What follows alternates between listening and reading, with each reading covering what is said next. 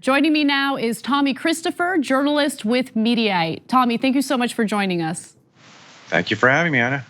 So before we get started on a deeper dive into your thoughts on Bernie Sanders, I kind of wanted to get a broader view of where you stand right now in politics. What do you think about the Democratic Party and this struggle between the establishment and progressives? I think it's a little overblown. I think that it's hard to separate this from my thoughts on Bernie, but I think that the 2016 primary sort of shifted the center far enough to the left where there are a lot of Democratic candidates that I can get behind because I'm center left. I think I'm more left than most people who consider themselves centrists, and I find a lot of candidates to agree with in this field. So as someone who considers himself center left, what is it about progressive policy proposals that turns you off a little bit?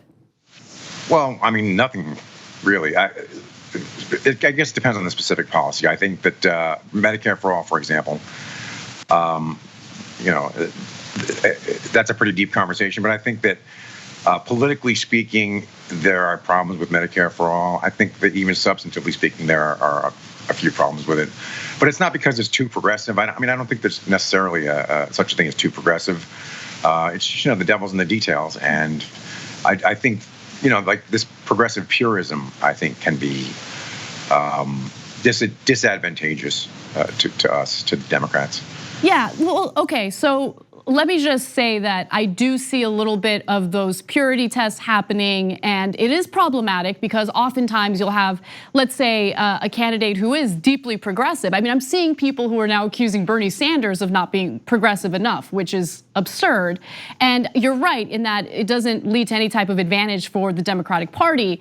But would you argue that there was a legitimate concern that the Democratic Party was moving far too close to conservatives and the right wing when it came to the way that they wanted to govern the country and the way they wanted to deal with economic issues? Yeah, I think that was that's a concern I've had since I've been supporting the Democrats. But I feel like since, in 2016 and since then, a lot of that. And I think Bernie Sanders deserves some credit, and I think Hillary Clinton deserves some credit for moving them closer to where I am, much closer. I think, look, I wanted to start our little talk about Bernie by praising him for, I think he definitely deserves credit for making healthcare as a right mainstream. That is now the centrist position that every American deserves healthcare, should have healthcare as a right, not a privilege. I think that's an unquestionable thing that he did. So I know that I'm risking lengthening this conversation, and unfortunately we do have time restrictions, but I do want to kind of get your thoughts on Medicare for all and why you think that there are some flaws there. What's your number one concern with that policy? It's hard. I guess if I have to, I hate to boil it all down to politics, but I think a big problem with it is that, the polling, people are in favor of it until they find out that it eliminates all private health insurance, and then all of a sudden the support drops below 50%. And that's when the Kaiser Family Foundation is pulling it. Imagine what that looks like once Republicans start attacking it with those, what was it, the Harry and Louise, or Thelma and Harry, or remember those ads they ran against Hillary? Right. Once they start to go to work on it, I'm concerned that it's too easy to demagogue politically, but that's that would be worth it to me if I thought it was substantively the best plan, but I don't think it is. Okay, so let's just quickly talk about the Kaiser Family Foundation poll. Right before this interview, I checked the poll again to make sure I had my numbers right, and according to that poll, the Kaiser Family Foundation found that overall voters, both Democrats and Republicans, do support a single-payer healthcare system. They didn't use the words Medicare for all; they used single-payer, healthcare system, which Medicare for all, of course, is. 56% were in favor, about 38% were opposed. So even with that type of wording, it seems to be pretty popular. And to be fair, I'm actually surprised at how little the Republican Party has attacked Medicare for all, because I would assume this is exactly the type of policy that they would be aggressive toward. And this is just my speculation, but I would speculate that they realize, hey, every time we try to go after healthcare, whether it's the Affordable Care Act or Medicare for All, it actually ends up hurting us. So maybe that's one of the reasons why they've been hands off. Well, that's one way to look at it. The way I look at it is I think they're waiting to, bring out the big guns, find out who the nominee is. And I mean, I mean, I don't think it matters who the nominee is. They're going to call it socialism no matter what. But I think they're keeping their powder dry at this point. I think once we get a nominee who says they support Medicare for all, which, unless it's Joe Biden, we're probably going to have somebody who's like that. Then it's going to be Harry and Louise, and you're going to wait in lines, and you're going to die waiting for an MRI or whatever, And I don't think that's a reason necessarily to run from it. But I also don't, I think that, there's something to be said for the fact that, the massive disruption that would entail is one factor. But also, I think liberals make a mistake when we assume that we know what everybody thinks about healthcare.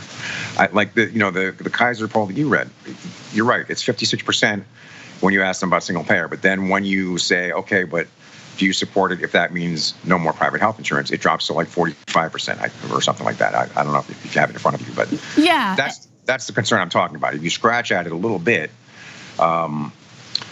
it starts to fall away pretty quickly, the support. I think part of the problem is that there's just a fundamental misunderstanding, and confusion about what private insurance is and who your doctor is, right? So oftentimes when people are asked, are you okay with losing your private insurance if you have a single payer system? Some people might be turned off to that because they think they're gonna lose access to the doctor they like. So these polls are incredibly tricky, and I don't know the right way to ask the questions to ensure that people are answering the way that they genuinely feel, but there are some issues there. And I will definitely accept the fact that there are some people who do like the system the way it is. It's amazing to me, but they don't wanna lose it. Maybe they love their private health insurance through their work. But there are far too many Americans, and I think both of us agree on this, who are suffering under the current system. To me, what I look for in a candidate, universal health care, true universal health care is an absolute requirement for me, bare minimum. So, somebody like Amy Klobuchar, who I like in other ways, her approach doesn't do it for me. But I do think that, signing your name to Medicare for All brings a lot of baggage with it. Okay. I worked in healthcare for a long time, and there are people who have not only they have very good health plans, unions, government plans, and so they're satisfied with their insurance. And people, when we think about the problems with health insurance, we think people who are uninsured or on the individual market. But if you belong to a large employer, you get treated like gold. If you belong to a government plan where some insurance company does not want to lose that contract, and you have a problem, you get treated like gold. Your problem gets solved. The horror stories you hear are from people who are from smaller groups or from the individual market, or have plans where the market does not work in their favor. So yeah. So one of my personal issues with the way the system is set up right now is that it's very dependent on employers providing health insurance. So a lot of people feel like they're stuck at jobs that they pretty much hate, because if they leave, that means that they lose that benefit of health insurance for themselves and their family members. I think that it's important to have the freedom to go from one job to the other without having to worry about or stress about the type of healthcare coverage that employer provides. But I hear you. You believe in a more measured approach, and there are people who disagree, and that's fine. But I do at least appreciate that this conversation is being had, whereas before there was no conversation being had, and so this is a good sign. I do want to switch gears before we run out of time. I think that the way that you cover a candidate like Bernie Sanders on Mediaite is actually fair. You do a lot of straight news articles. You don't really inject much of your opinion. There was only one op-ed that I came across, and it's very clearly listed as an opinion piece on Mediaite. And you wrote, let me give you the title, Bernie Sanders' attempt to chill think progress is an outrageous attack on free speech. And so you were referencing the fact that Think Progress had put out a video and also an article about how Sanders was now barely a millionaire because of his book. And so let me give you a little piece of what you had written. As someone who doesn't think Sanders should be president and finds plenty of legitimate reasons to criticize Sanders as well as to praise him, the fact that Bernie Sanders earned millions in writing books while demonizing millionaires and billionaires and criticizing Hillary Clinton for earning money making speeches does not faze me at all. But you continue to write, the article in question by Think Progress's Jessica Goldstein and the companion video make the point that Sanders' newfound wealth is very off-brand and embarrassing, a much more persuasive observation and a fair one. So how do you feel about that piece today? Do you still agree with what you had written? Sure, yeah. I don't know why you zero in on that passage. I mean, to me, the larger issue is that it was messed up that he went to Think Progress's funders to try and control what they were saying about him. Neither one of their observations did I find all that mind-blowing. Like, okay, yeah, he's clearly defensive about the money he's made. So what? It's not a big deal to me. I'm not going to not vote for Bernie Sanders because of that. So, but his reaction, his reaction to me was just, it was unconscionable. So it's like when someone on Twitter doesn't like something I wrote, and then they start copying Dan Abrams, who's my boss, and says, Dan Abrams, is this the kind of thing you want on your site? Right. Like, you know what? If you don't like what I said, argue against me. Don't go to my boss. F you. Yeah, I understand what you're saying, and look, I've had similar treatment as well. But wouldn't you argue that some of the headlines coming from Think Progress during the 2016 election and then now during this election are pretty clear in attacking Bernie Sanders? I mean, think about it. The Center for American Progress and Neera Tanden specifically were pushing very aggressively to get Hillary Clinton the nomination. And that led to a huge fight within the Democratic Party. And look, even Neera Tanden responded to that video that was released by Think Progress and said, quote, we believe the content of the Think Progress video critiquing Senator Sanders is overly harsh and does not reflect our approach to a constructive debate of the issues. So even she conceded that it went a little too far. And just to go back to the headlines on Think Progress, I'll give you two examples. April 10th of this year, Bernie Sanders is a millionaire. That's the one in question that we're talking about. And then the second one Democrat in the race seems serious about governing, and it's not Bernie Sanders. So how many times do you get slapped in the face before you finally react? How would you react as a candidate if you were, dealt with the same situation or dealing with the same situation? Well, what you're saying sort of misses the point. First of all, when this came out, I went and looked at Think Progress, and there was some pro-Bernie stuff too. But look, the premise of Think Progress is that they're editorially independent from CAP. Either you believe that or you don't. If they are, then what's the point of complaining to their funders? And if look, I looked at the letter that Bernie wrote, and he didn't refute any of the criticism. He just said, he didn't like it, that they were doing it, and that it was not constructive, and it's going to threaten our relationship or whatever the hell that means. If you're a candidate and somebody's critical of you, you rebut the criticism or ignore it, but you don't say, hey, I'm going to go to your funders and threaten them to get you to change what you're saying about me. I thought that was cowardly, and then chill on free speech, the spirit of free speech. If somebody did that to me, it's like you, Anna. You didn't like what I wrote necessarily, but you're not saying, "Hey, Dan Abrams, are you sure this is the guy you want to work for you?" You're saying, "Let's talk about it." That's how you do it. Right. I think that we should definitely move toward having a conversation or a debate rather than trying to get people fired. But to be fair, Bernie Sanders is a candidate running for president, and I think that he's learned some lessons from the last time. So he's a lot more aggressive in defending himself. And I hear you don't like the way that he handled this situation. But I think that it's important for him to fight back. Otherwise, the other side runs with the narrative. And we've seen that happen over and over again. That's not how you do it.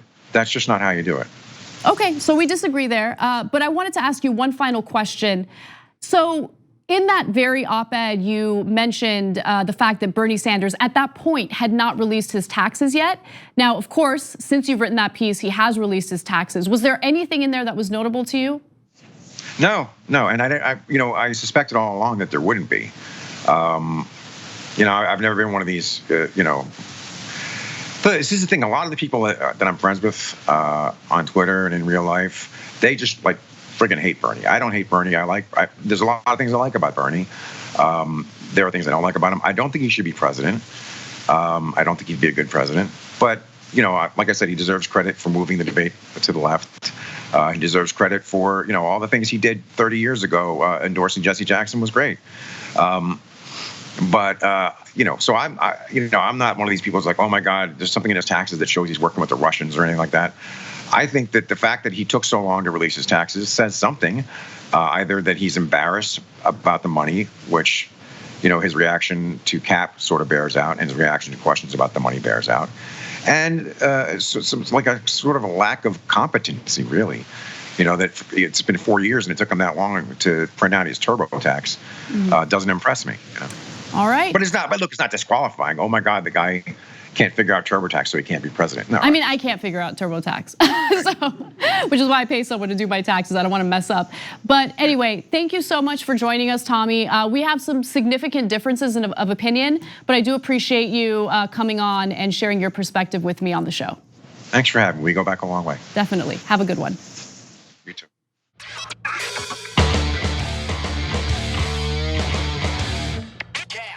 Did you know that TYT Network is now available on YouTube's new streaming platform, YouTube TV?